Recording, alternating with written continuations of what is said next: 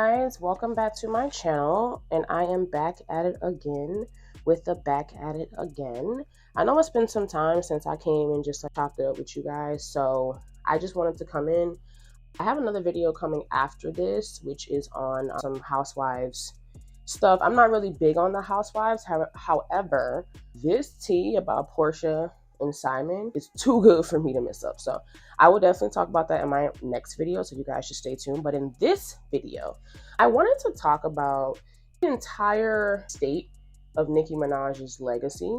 I know a lot of people are gonna be surprised by this point. However, I feel as though Nicki has kind of been on the verge of losing it for a while. I feel like the last album that she put out was not top quality. I don't care if you're a fan, if you're not a fan. I actually like her Queen album way better. That actually came out, I played it all the time. I don't know, I feel like as an artist, when you write your music, as a person who writes music as well, it becomes really difficult for you to channel that inner thing baddie when you're going through things in your environment, in your house, in your lifestyle. So I totally understand that. However, this nasty side that we're starting to see of Nicki Minaj, to me, has always been there. I feel like it's just her talent is so big that we tend to put to the side that they have despicable, disgusting personalities. But I feel like this situation with her and Megan Thee Stallion absolutely was the tipping point for me.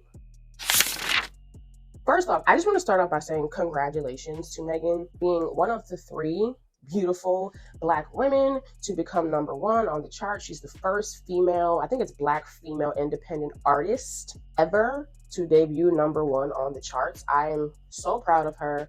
I know that her mom is super proud of her. Regardless of how you personally feel about Megan Thee Stallion, she is ambitious. She really wants this. And I feel like of all the women, I've been saying this since she first came out, she is the one.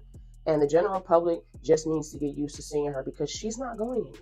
So I just wanted to say congratulations to her. And I also wanted to congratulate Nicki on having 3 consecutive #1 albums. That is a huge accomplishment as a Black woman. It is Black History Month, and Black women are really just showing out. I really, really like that.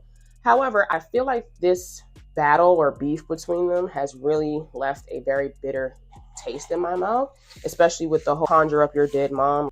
I don't even play any of that. So as far as I'm concerned, Nicki is dead to me in that sense, because I just feel like she has such a nasty, disgusting spirit. And it's something that really pushes people away. I follow this blog called Go Alexis. You guys should definitely follow her. When I tell you, I've been following her for about a year or 2. Everything she says is a fact. Down to the Tiana Taylor and Iman divorce, he was 100% spot on. A lot of times when you guys see these blogs posting things, it's because they have taken stories from her. But that's besides the point. However, I noticed that yesterday she posted up this receipt right here. I'll put it on the screen. And it basically says, I understand that this might seem petty, but I assure you that there is substantial evidence from over the years that suggests Nicki is a jealous individual. Her current issue with Jay-Z and Megan might be related to a Nike deal. Apparently, Nicki was supposed to land a $200 million deal with Nike. However, after her husband's grape victim, Jennifer Hughes, sued Nicki and her husband, the deal was put on hold. Jay-Z and Roc Nation then secured the deal for Megan, which could be the reason behind Nicki's frustration. Now, when I was reading this, I kind of wait, what?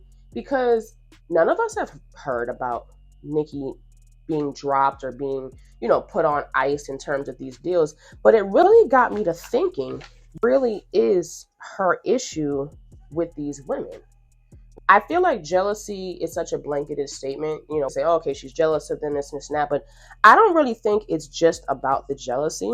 I think it's more so about her marrying this ex-offender has affected her in ways that I feel like she's embarrassed to talk about.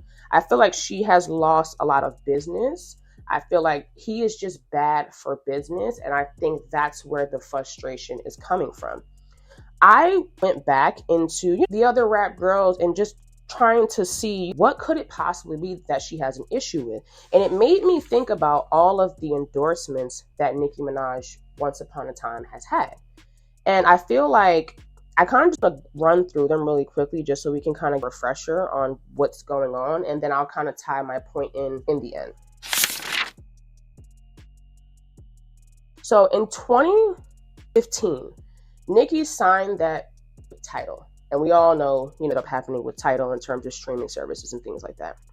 In 2016, she also had a limited edition Trini Girl fragrance, which I believe they ended up pulling off of the shelves because they were not producing mass amounts of sales at that time. I remember in the same year, Nicki Minaj had the Empire Game. Now, if you guys are, like me, you guys remember around this time, that's the same time that Kim Kardashian had her game. However, if you look that up nowadays, this Nicki Minaj Empire Game is non-existent. In 2017 or 2018, Nicki was supposed to come out with her own MAC collection. Whatever happened to that? We never saw that happen at all. And it got me to thinking about how Cardi B recently had this huge Knicks Super Bowl commercial. But let's just put that to the side. In 2018, she was also hired for this Diesel deal. She looked gorgeous. It was a beautiful commercial and things like that. However, the Diesel deal was heavily surrounded by cyberbullying, Stop the Hate, and she got a lot of backlash for being the face of this movement because her fans are psychotic. And they like to dox people, they like to harass people. So there was a lot of pushback in terms of that deal, and we haven't seen her work with Diesel since. In 2019, Nicki Minaj had a Fendi collection. I think we all remember that. That's right around the time that they first got married. So she had a Fendi collection. It was great. It was sold out everywhere.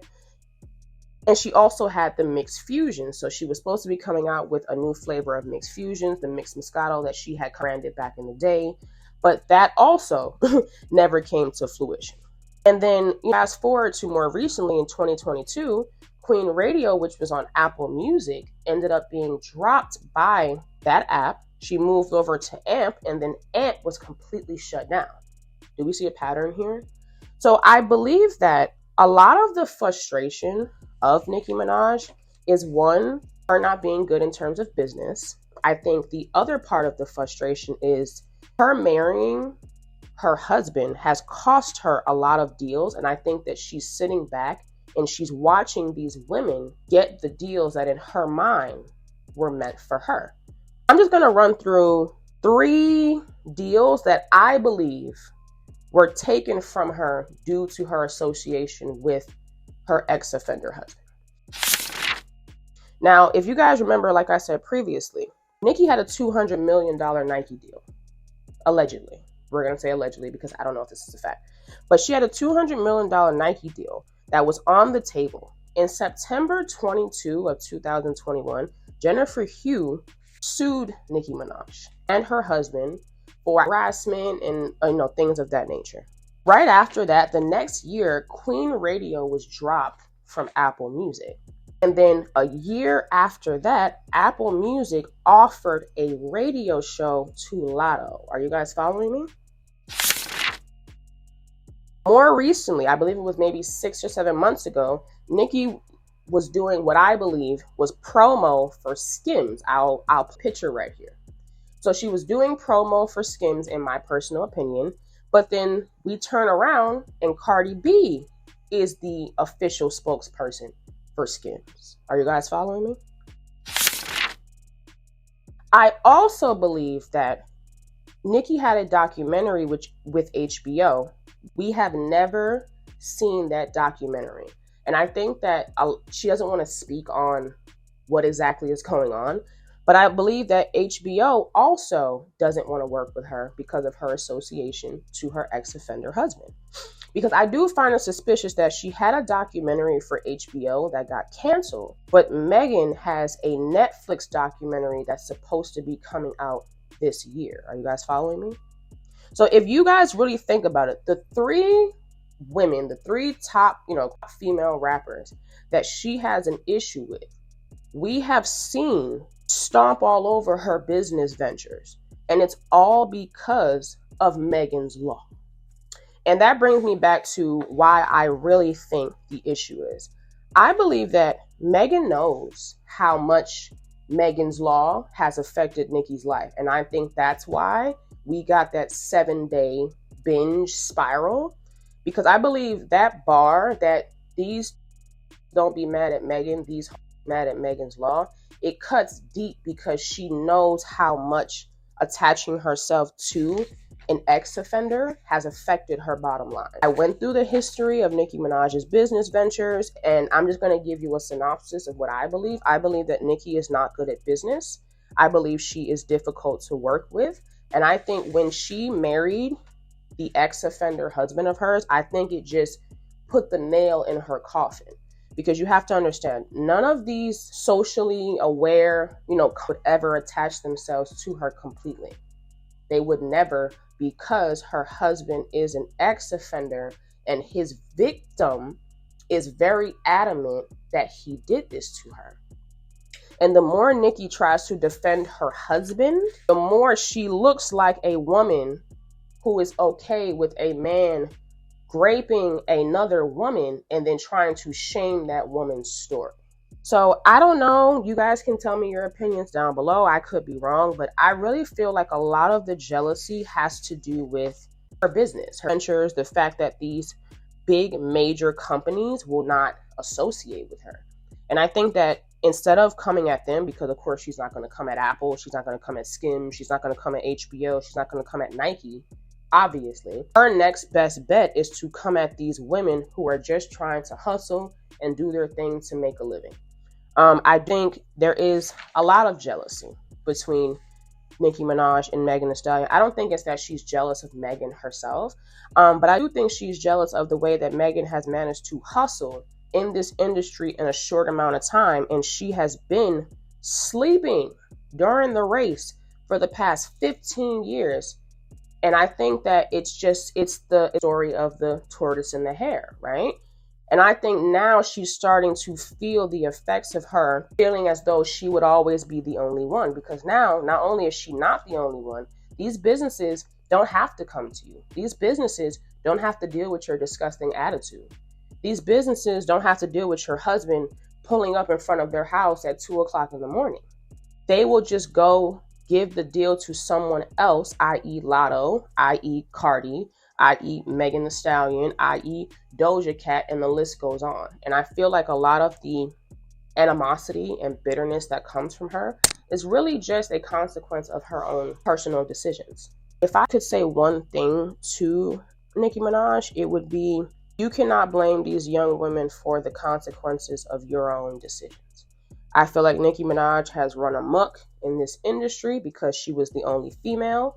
And I feel as though she feels that because it was only her, they had to put up with her until they didn't. And now there are all these female rappers who are here, and these companies don't have to deal with her despicable, unprofessional behavior.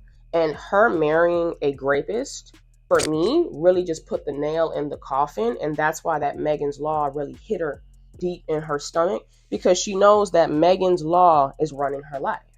Megan's Law is why she got put out of her gated community. Megan's Law is why her husband got put back on the registry. Megan's Law is why he got put on an ankle monitor for trying to threaten Offset's life. Megan's Law is ruining her life. And I think that is why that has cut so deep for her. But what Nicki needs to understand is nobody made you choose that man. You chose him yourself. Knowing what you knew, knowing your attachment to your brother and all of that, the fact that you would then go and marry a rapist is absolutely sick. It's disgusting. It's despicable. And I don't care how much I like somebody, that is disgusting. And I will never, ever condone that. Okay? So, guys, if you guys have any opinions, if I missed anything, if you feel like, just comment down below. Just stay respectful, because I will curse your ass out. All right? Bye.